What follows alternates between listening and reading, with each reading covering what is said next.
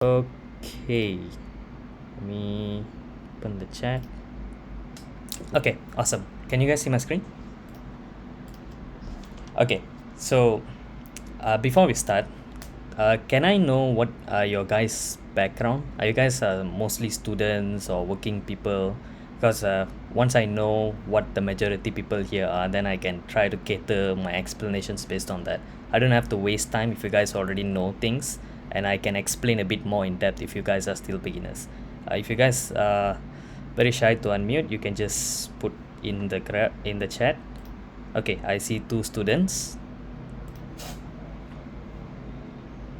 Mm-hmm. Okay, awesome. You're the one who's doing masters, is it? Ah, okay, okay, all right. There was another person doing masters last week. Okay, so guess few people are working, few people are students. Okay, I'll try to explain as much as possible, and give you a proper overview before we start. But I'm sorry, but for those who are really beginners, this might be really confusing because this consists of software developments and obviously machine learning part of software development is a bit different than your uh, usual software development. So the time that been granted to us is obviously not going to be enough. So I'm just going to skip through a lot of things. That's why we have this question session. So you guys can ask any question during the Q&A and I'll try to answer, right? Okay. So before we begin, let me just give you a small, simple overview of how the entire thing going to be. Now, in if you guys are experienced with website development, some server scripting or mobile app development or whatever, there's always this server and then this front end, or um, there's always these two entities communicating with each other, right? Now, inside the system, machine learning always comes at the back end. There are at times it comes at the front end, but it's very, very rare, right? So it's mostly fits into the back end. um, it's you can think of it like a added component at the back end to do something that your normal scripting unable to do. Okay, so to do this development of machine learning, we this entire life cycle, it's called MLOps. All right, machine learning operations. It's something like DevOps, but it's for specifically for machine learning. Okay, now there's a lot of steps in this MLOps, and we are going to cover some of the steps in MLOps today. We're not going to cover everything under the sun on MLOps, but just a little bit of it, right? So during the development of machine learning, there's few things for you to consider. First is the development of the model itself. Okay, once the model has been developed, we are going to disregard most of the codes that you use to develop the model and just take that model that you have trained and serve it to the backend. Now, those codes that you did to develop the model is obviously going to be reused in the future, but it's not going to be playing any part in the production at all. Okay, so that's why it's a bit confusing when it comes to machine learning developments. So this diagram here tries to encompass what going on in MLOps, but obviously this is not a complete diagram as well. Okay, so let's start with the leftmost. Right, so the first thing that we have is data extraction and analysis. Tonight we're not going to do any much on this part because this is mostly on the on when you're solving some complex real world problems, but we do have data preparation. Okay, you can also ignore this part. Once we have prepared our data, then we're going to do training on the model. We're going to obviously code our model, neural network, and then we're going to train the model, and then we're going to do a very simple evaluation today. There's no validation, just a bit of evaluation, and then we're going to take the trained model and then use it to serve. All right, you can ignore this model registry here as well. So basically we have 1 2 3 4 and 5 of this, all right, out of this 8.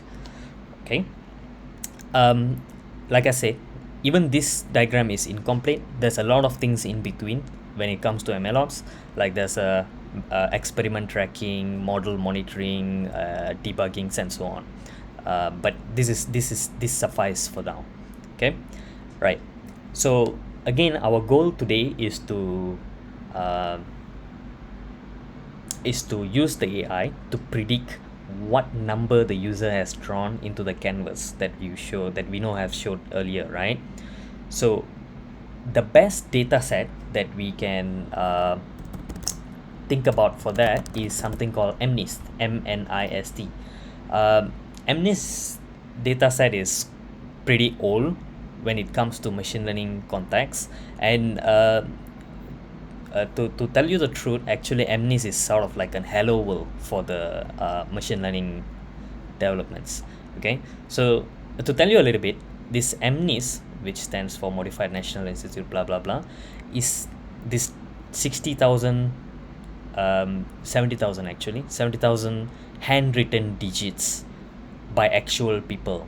All right, so it has, you can look at it, it has all these variations of zeros, variations of one, and all the way until 9. So no two images look alike, just as how human writing should be, right? You and I can write number 9, everybody can understand that it's the number 9, but obviously my writing and your handwriting is not going to be the same.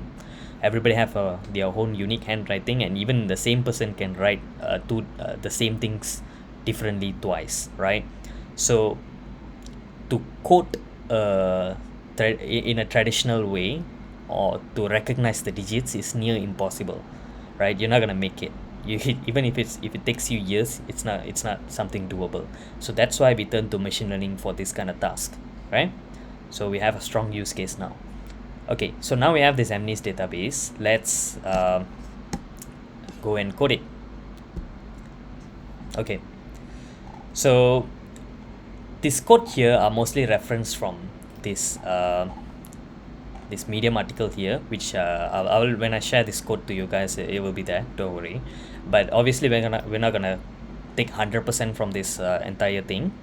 You can use this website to give you a little bit of overview, or to give you an extra explanation when you are doing your own code, right? Okay, so we're going to create this new terminal, sorry, notebook.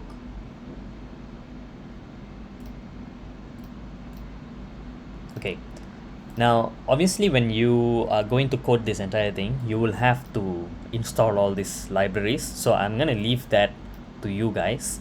I believe that you guys will be able to do this task properly, because it's just gonna be a huge waste of time if I were to show you guys each one of these, right?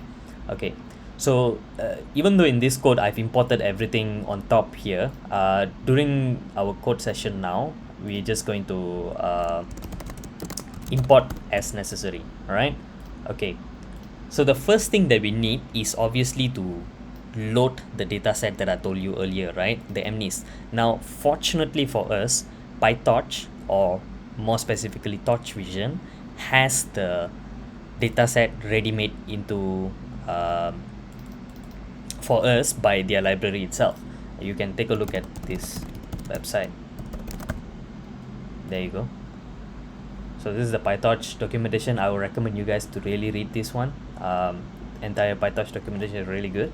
So there's a class called Torch Vision dataset, and there's like a bunch of datasets inside this module. As you can see, like Flickr 30K and all this ImageNet. ImageNet is a popular one. KMNIST, and then it's like a modification of MNIST, and we have a lot of other things as well. So but today we're going to focus on the MNIST. Okay, so that's what we're going to import here. For that, we're going to have to import the Torch Vision first. Okay, so we're going to import the Torch Vision. Okay, you guys remember the evaluation part that I told you guys earlier, this part? All right, so for the training, we're going to use a different set of data set entirely, and for the evaluation, we're going to use another set of data entirely. The idea here is to evaluate the model on things that it has never seen before. It's exactly how you evaluate students, right? For example, if you have a bunch of standard 2 students and you want to evaluate their literacy in mathematics, let's say, so you go to them and then you give a lot of practices to them on trigonometry or algebra or whatever, and then when it comes to exam, you give them questions that they have never seen before. If you give them questions that they have already seen in their practice, that's not going to be fair, right? Obviously they can just memorize and do things there. So that's the same concept happening here. Okay, right. So that's why we have two things here. So the first thing is MNIST train dataset. Right, so it's nothing much. I'm just using this dataset over here and calling the MNIST. The root data is where the dataset is going to be downloaded, and then train through implies that this is the training dataset. Download through implies that it's going to be downloaded into this root data, into this data folder.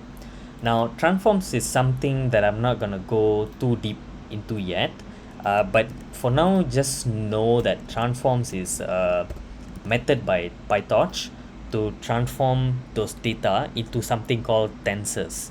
Right now, all the data, the variable that's being used by PyTorch would be tensors. Okay, so there's no escape from that.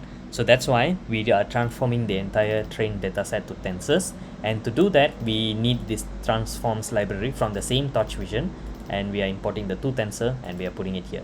Now there's a lot of other things that you can do to the dataset as well. You can rotate the dataset, you can change the color of the dataset, resize and everything can be put here in this argument.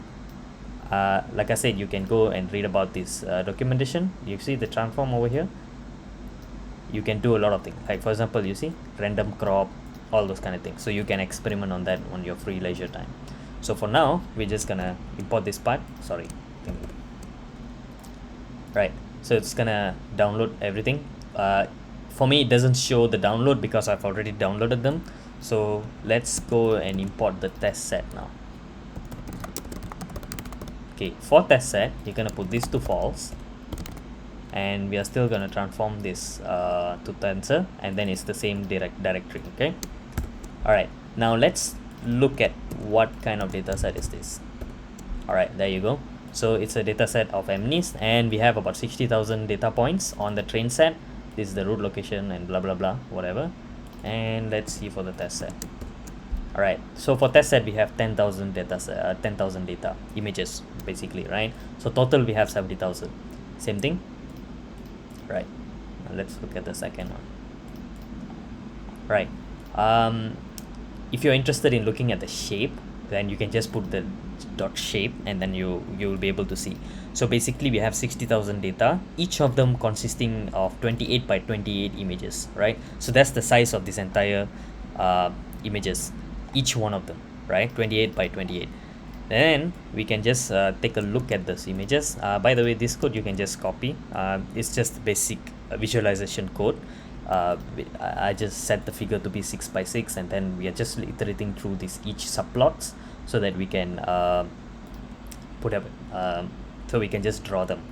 There's nothing much going on here. So basically we are iterating through these entire columns and rows, and then we are randomly sampling an integer to access this array of MNIST train set.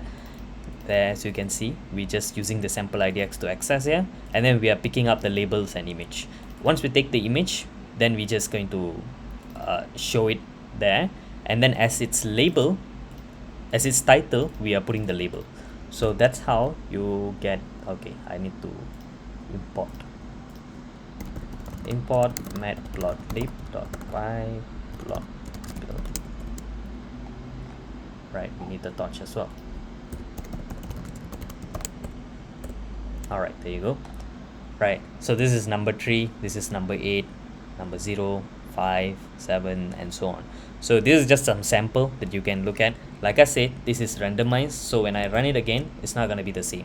Earlier there was number 3, now it's 0, 1, 6. If I run it again, it's not going to be the same. Okay, so don't be surprised when you get a different result. Okay, now same thing goes for the train set as well, but I'm not gonna waste our time to do the code.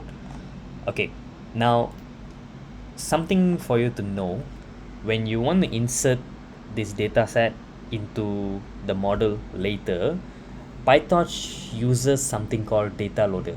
Okay, so this data loader is a very powerful module that you can use to load a lot of huge data later on. But for now, we're just going to use this in a simple way. All right, so we have two data loaders, one for training and then another one for test. The only difference here is this MNIST train set and MNIST test set. Okay, You can play around with the batch size if your computer doesn't is not able to handle a huge batch size. Then you can just reduce it to 2 or 3 or whatever, but I'm pretty sure your computer should be able to handle even more than 20. Now shuffle is when in every iteration the images will be shuffled, right? So during training you normally want to shuffle things so that the network doesn't memorize the order instead if you are using some time series networks, right?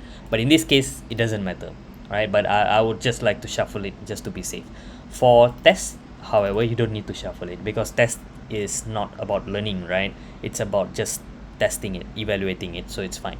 Number of workers is the number of CPU cores that you're going to be using to load the data set. So this is what I said, that if you have a huge data set, this number of workers would be very helpful.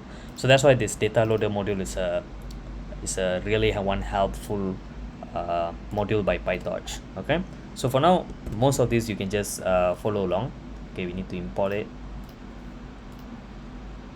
It should be up over here. Alright, that's it. So it's been, if you try to print it out, so you can see that it's just a, so it doesn't give away all the 60,000 data, right? So this is basically just an iterator that when you use a for loop, it gives you the data one by one based on your batch size. So it gives you 20, 20 and 20. So it doesn't load all the 60,000 data into your memory altogether, or else your memories better be at least 32 gig or 64 gigs. It's not going to be able to hold up if you put a huge batch size without the data loaded. Okay, so we can skip all this part. All right, so now we are at a place to code the convolutional neural network. So this is going to be a bit tricky, but try to follow along. All right, okay. So basically, to code a neural network using PyTorch, there's a few standard procedures that you're going to have to follow. There's no way around it. If you, for this, you just have to look at their documentation. Let's go PyTorch. There you go. Base class for all neural network modules. So you're going to have to use this NN module and use it as a inheritance in your class, and then you're going to do some basic stuffs here. Okay, so now the thing that you need to know is you can name the class whatever you want, but you're going to have to inherit that NN module. Now once you inherit, you're gonna have to, in your init, you will have to initialize the super, and you're going to need this forward function. If you don't have this forward function, it's going to throw you an error. If you don't have this NN module, you're not going to be able to use the PyTorch to implement your neural network. Okay, so this is something that's, think of it as given, right? So this is something that's been given, you can't escape from it. Okay, so don't ask people why the name is forward, why can't you use a different name? It's just a convention. Okay, right, so let's go ahead and code our model. So we can name it anything we want. So here I'm just going to name it as CNN module, and I'm going to import thing. Okay, so the first thing that we need is the init module over here. So inside the init, you're gonna have the super, and then this part, just like here. But inside, okay, here's the thing. Normally you're gonna have to put this your class name and then the self object inside here, but in the latest versions of PyTorch this is not needed. Okay, but you can just put it if you want to. All right, so here's a bit of tricky part. I'm not gonna go inside and explain the concept of how neural network works. We can save that for a different class next time.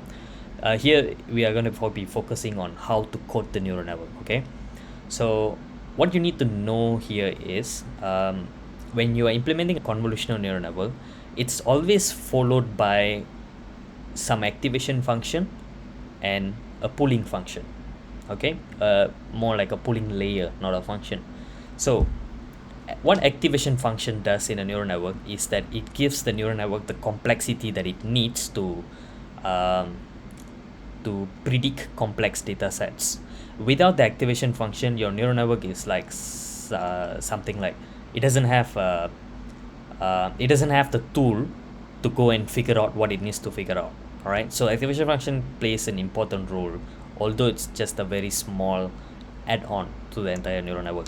So the activation function is right here, and then ReLU, and then the pooling layer is right here, max pool, and your convolution layer is right over here. So the convolution layer comes first, followed by the ReLU, the activation function, and then followed by a pooling layer. Now the pooling layer is optional. Obviously you can omit it if you want, but in this case we're just gonna keep it, right? So this is our first block of convolution layer, and then we're gonna have a second block of convolution layers, the same exact thing. Okay, so we're gonna have the convolution, the ReLU, and then the pooling. Okay, and then the third one we're gonna have a classifier. Basically it's just a linear layer where it's called fully classified layer, where you take whatever that this two things have outputted and then use it to predict which number is the correct number for the given image. All right, okay. All right, somebody asked a question: are we manipulating the feature extraction layer or the output layer? What do you mean? Are we manipulating the feature extraction layer or the output layer? The feature extraction layer is these two things, and this is the output layer. So you're asking if we are... all right, okay, but we are not going to be manipulating much. I mean, you can still play around with all these kernel sizes, channels and whatever. It's up to you entirely, but so far these parameters are like the standard parameters for MNIST datasets, so I didn't bother to go around and change a bit too much on these parts. But obviously, yeah, sure, we can try and manipulate it if we have the time later, right? Okay, so again, no worries, Afiq. All right, again, just to recap, this is our first block of convolution layer, this is our second block, and this is the final layer. That's it actually for our neural network hype. Okay, so our neural network only consists of three things: the first convolution block, second convolution block, third convolution block. Each convolution block has this convolution layer followed by an activation function followed by a pooling layer, subsampling. Again, I'm not I if you guys really want to know what these things are, you can just ask. I'll give a small explanation on each one of them, but I think we don't really have to go too much into that into it, right? Okay, so here we are just initializing this neural network, so called, and here if you remember, I told you earlier that we need this forward function if we inherited this NN module, so it's something like a given. We're going to use this forward function to actually take our input and put into each of this block and the fully connected layer, right? So that's the first block and that's the second block, and then you're gonna have to do some reshaping, and then you're gonna put in the last block, and that's it, output. Easy, right? So we're gonna do that now. So we're going to go and just copy this. Okay, you don't need to go too much depth.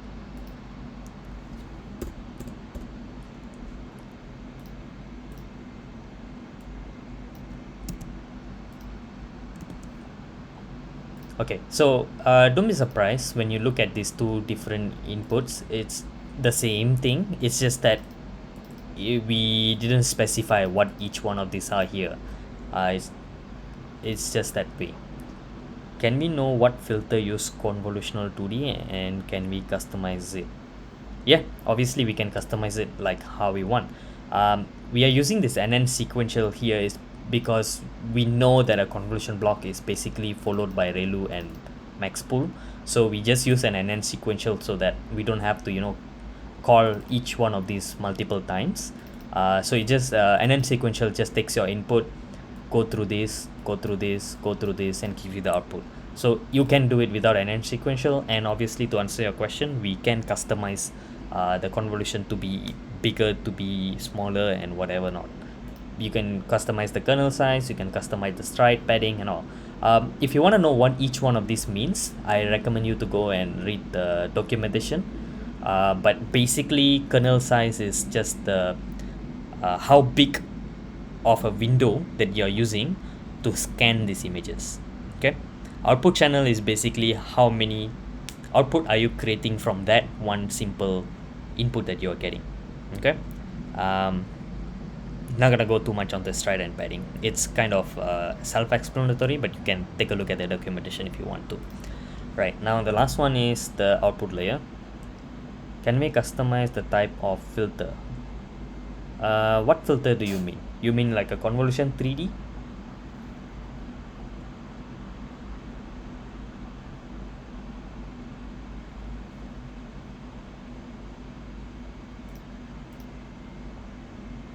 Edge filter or whatsoever. Okay, no. You see, I think you misunderstood the concept a bit here. When you talk about convolutional filter, it's a very general filter that's able to get the edges, the corners, the sharpness in images, blobs, and a lot of other things by itself. So you don't have to go and define that you want this to be an edge filter, you want this to be a maybe a Gaussian filter, this one to be a different whatever filter, right? So you actually don't have to do that in convolutional neural network. Does that answer your question? All right, no worries. Okay, so let's go to the last one. Okay, so the last one is a bit tricky. You're gonna have to calculate it by yourself. Okay, see, how do I get this number? It's actually pretty easy. So when we input the image here, it was 28 by 28. Okay, so whenever you do this max pooling with a kernel size of 2, it's going to half your images. But here's the thing, yeah, that's about it. So it's gonna half your images. So 28 by 28 becomes 14 by 14 by the time it gets out the convolutional one. Okay, here it's going through the same thing again. It's going to half again. So your 14 by 14 image gets halved again and becomes 7 times 7. That's what is happening here, 7 times 7. And this 32 comes from the output, last output here. The reason why we need to do this is because the linear layer, which is the last layer in the convolutional network, has to take a flattened part out. It doesn't, it can't take an image or like something of an image array as its input. So it has to flatten it out. So the entire image, the row, imagine the row gets flattened into one long row. Okay, so that's what's happening here. And then this 10, number 10 is basically just 10 digits that we have. It's the number of classes. Okay, right, now we're going to go to this forward. This is nothing big on forward part. That linear same as flatten in TensorFlow. Yep, correct. So no, actually no, linear is not the same as flatten. What we are doing here is flattening is here actually. All right, so we are taking the input and we are flattening, but when we are defining the linear layer, we are defining it so that it takes the input of the flattened layer. All right, so you get it. So this linear layer is being used here after the layer flattening is done. Okay, let me explain to you this forward bit. So your input is X, which is the image, right? Now the image goes inside the convolutional one first, okay? And then you take the same X, put it here, and then it goes to the convolutional 2, which is over here. All right, so now before we take that X and put it inside the self out, we need to flatten it. So this is the flatten in TensorFlow that you're talking about. In PyTorch, there's also something called flatten. There you go. So you can just flatten it. It's the same thing. But the thing is, it's better for it to be this way so that I can show you guys what's happening. If I just simply flatten it here, you wouldn't know what's actually happening, right? And also the code followed the same way as well over here, I think. Right, so it's gonna return the output from here, and that's about it. We need to import it first. All right, that's it. So your neural network is done. All right, now that it's done, we need some extra parts to train this neural network, right? So let's go to this and let's initialize the code first. So what I'm doing here is basically just initializing it, and the device is okay. So this device part, it really depends. If you have a GPU, then you can just set your CUDA over here, and the CNN model here will be able to use your GPU. But if you don't have your GPU, then you can just use CPU over here. But in my experience, the CPU one have a little bit of limitations in the code, so I'm not really sure how well it's gonna work. Okay, so if you have GPU, please just use that one. Right, so this is our model. I just printed out the CNN model, and you can see that consists of the convolution 1 block, convolution 2 block, and finally the linear layer. That's it. All right, so that's our neural network. Right, so once that's done, okay, so for the neural network to learn, it needs an objective function. It needs to know what to learn, right? For example, when you teach kids mathematics, you use the score, which is the highest score is 100, right? So they have an objective in mind. They know that they have to get the highest score. They don't care if they understand anything or not, but they know that they need to get the highest score there, so that they are, they are well graded, they can go to the university and so on. Same thing here, we're going to use the loss function. We're going to use something called the cross entropy loss. You don't need to know what it is now. Just follow along for this part. So that's our loss function. And once you have the loss function, you need to optimize your neural network based on the loss function, right? So that's why we need an optimizer over here. All right, so the optimizer is pretty simple. We need this optim. So for that optim, we need from torch.optim import optim. Oh no, that's not something from torch dot. All right, so it's just simple thing. All right,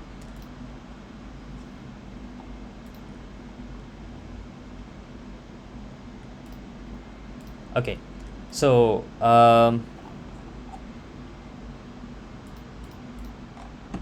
okay, so this optimizer's job here is, once you found out the loss, once you have calculated the loss, how far you are from the actual label, optimizer will take whatever that the loss function has calculated, all the gradient stuff, and then it will use its module to optimize the neural network over here, this part over here.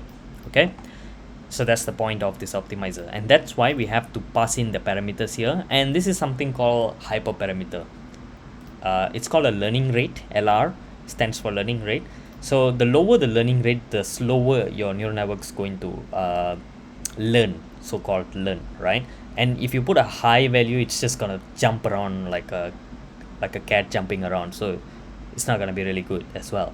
So you need to find the most optimal one. For now, I'm just gonna put 0.05. All right, okay, now let's not dilly-dally, let's just straight away go to our codes. All right, so let's go to this one first.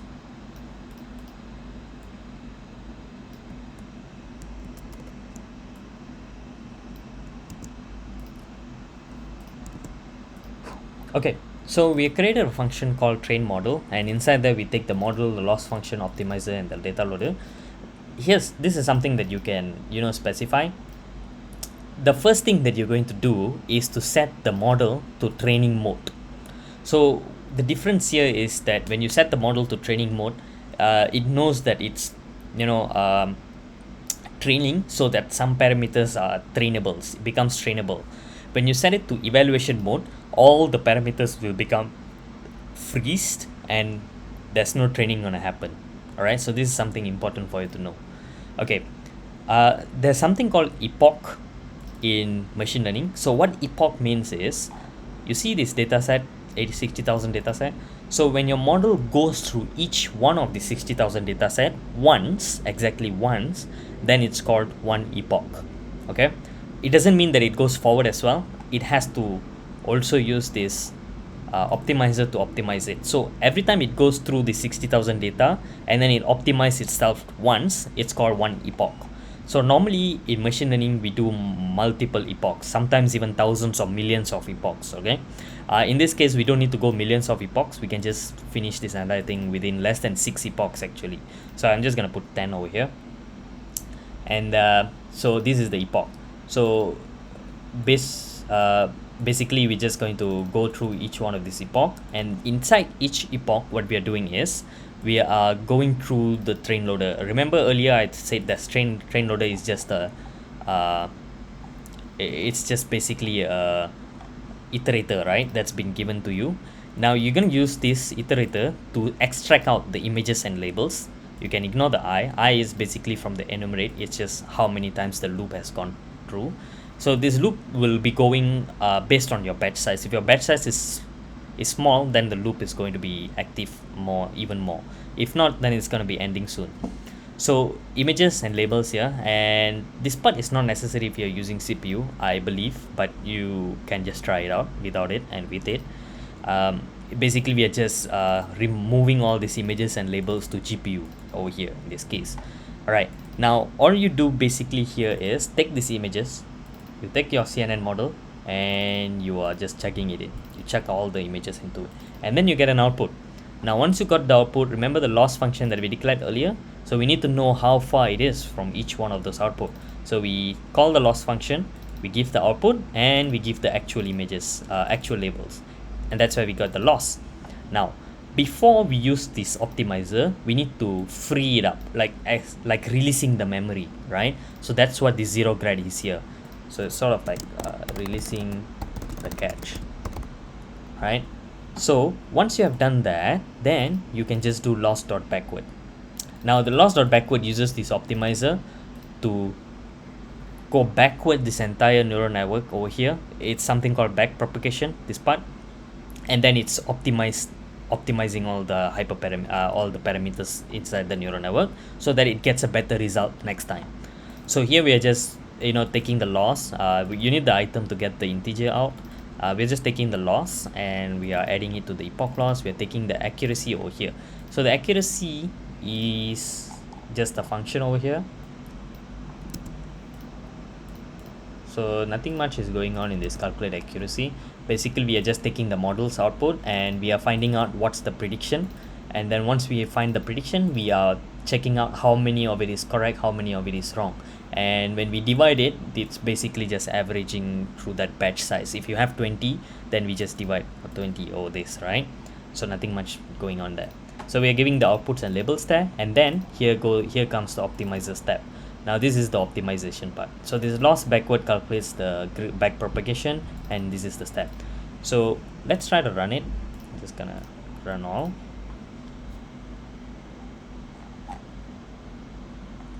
Okay, so it's running.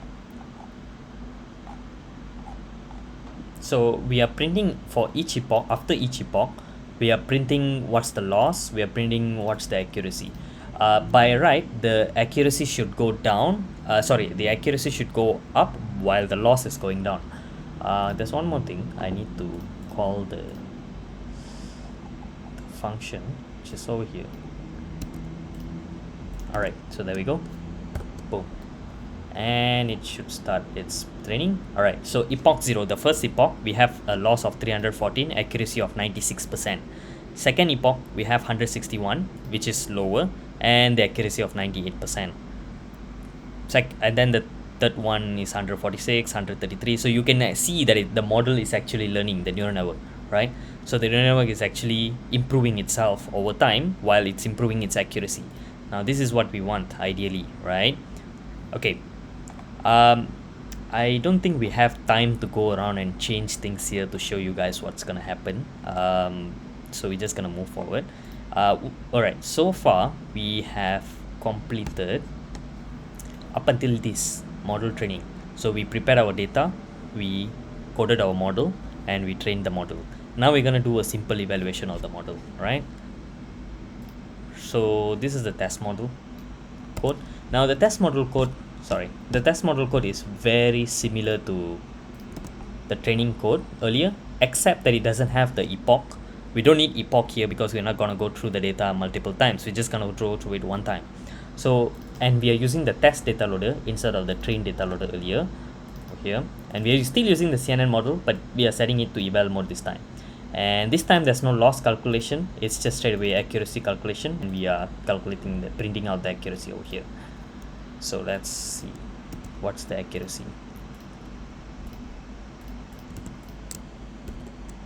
And the accuracy is 98%. That's really cool. Earlier also I got 98%. So 98.3, but earlier I got 98.30. This time is 3.3. Alright, slight improvement. Okay, now once you've done this model, now earlier again we are here, right? So we have done the evaluation, correct? Now we need some way to export the model out from this entire ecosystem so that we can finally use this model to do whatever that we are intending to do since earlier, right? So that's why we need to save the model, right? Remember, we are just saving the model's session, meaning state, meaning we are saving the parameters of the model, but the model itself hasn't been saved. There is a way for you to save the entire model, so you just remove the state.dictionary. But the thing is, that type of model has been known to give a lot of problems when you try to reload it again. So that's why I didn't go for it. Alright, so now once we save it, let me show you guys. Alright, so this is where the entire thing was. So you can see the data folder here, and you can see this is the code session IPYNB that I was using. There you go. So this is our model, the CNN model.pth. Okay, PyTorch only supports .pt or pth. Okay, so there's no other extension other than that. There's a lot of other things as well, but you're gonna have to install add-on libraries and stuff like Onyx or JIT and things like that.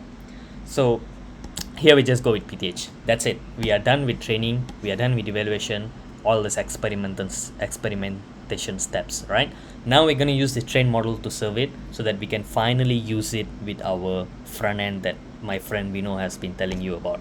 Okay, now for that we need this code.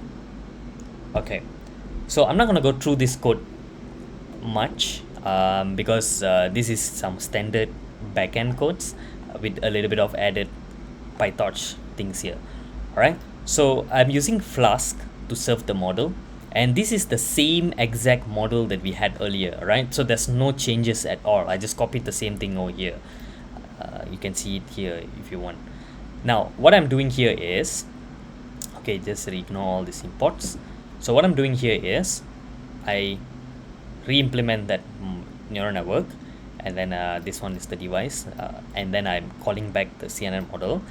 But here's the exception. I am loading the state dictionary here to the model and map location to the device and call it as an eval, right? So what's happening here is that model that we saved earlier, that's what we are loading it into this. And once we are done with that, and then I'm just using this predict over here and taking that image that's been given by the front end, and remember the front end is giving you a base 64 code, right?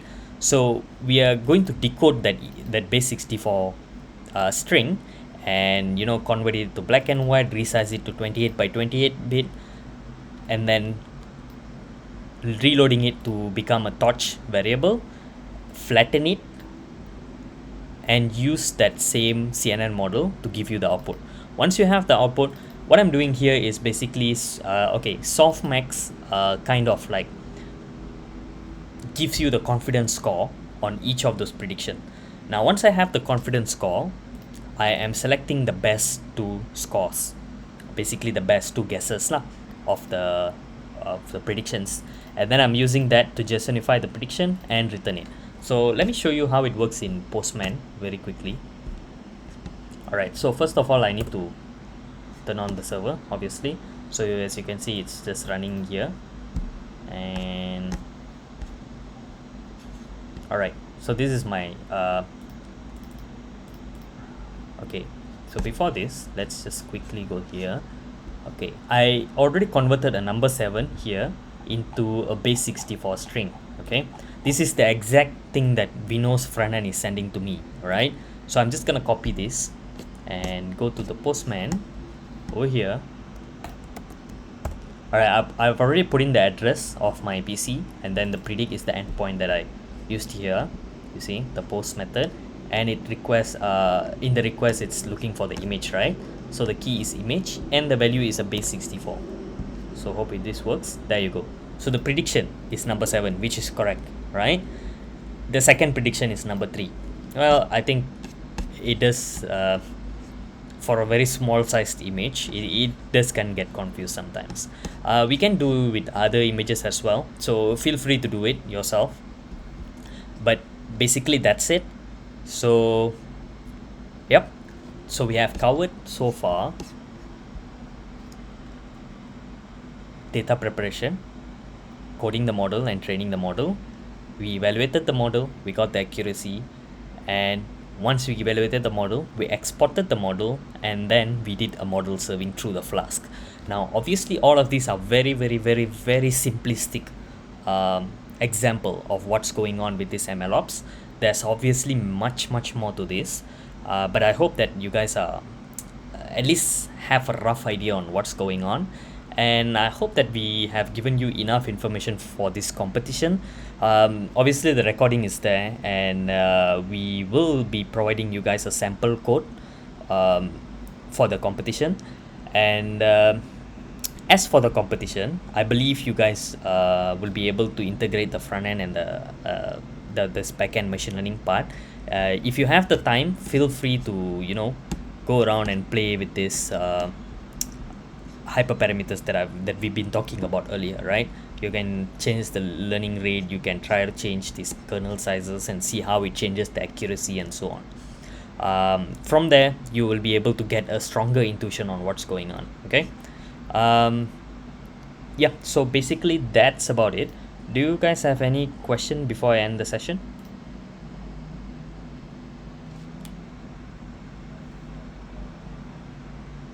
Mm-hmm.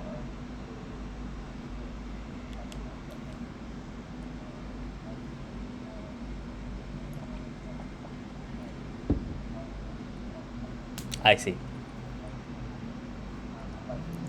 Okay, sure. Me and Vino will work on that tomorrow, and we will give you by end of tomorrow a sample code of the entire integrated codes, and you guys should be able to use that as your advantage. Now, one thing I should tell you guys: the competition, the code that you guys submitted are gonna be evaluated mainly on the code cleanliness. We don't mind about your understanding, because I mean, I do understand that this is a very short introduction to this course, and it's not going to be enough for you to really go deep and understand things. So this entire criteria is going to be more on the comments that you have written on the code, the modularity of the code, and basically how clean the code is. Now, I purposely wrote a lot of my codes here in a repetitive and kind of like a dirty manner. Like, for example, I give you one example: this train model and this test model function can actually be one single function. You can just put a mode here and then ask it if it's train or test, and based on that you can do whatever that you want down here, because a lot of things here are repetitive, right? So if you realize, it can be done it simpler. So you can do that. That's just one. And yeah, feel free to do it like how you want. And if can, please provide the codes in .py file instead of a Jupyter notebook file. But if you prefer Jupyter notebook, go for it, no problem. So that's it. Streamlit and Gradio. Streamlit and Gradio. Yeah, sure, why not?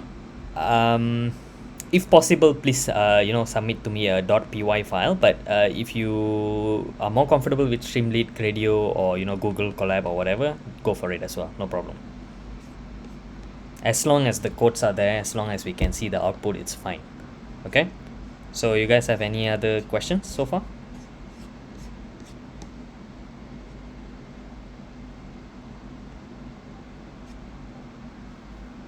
Okay, I am guessing not. All right, thank you very much, guys. I'll see you guys. I hope there's a lot of submissions that's gonna be coming in soon for this competition. If you guys have any questions in the meantime, feel free to reach me or Vino. Vino for the front end, me for the machine learning part. Um, yep, and all the best for you guys, and good night. See you guys. Thank you too. Bye. Bye.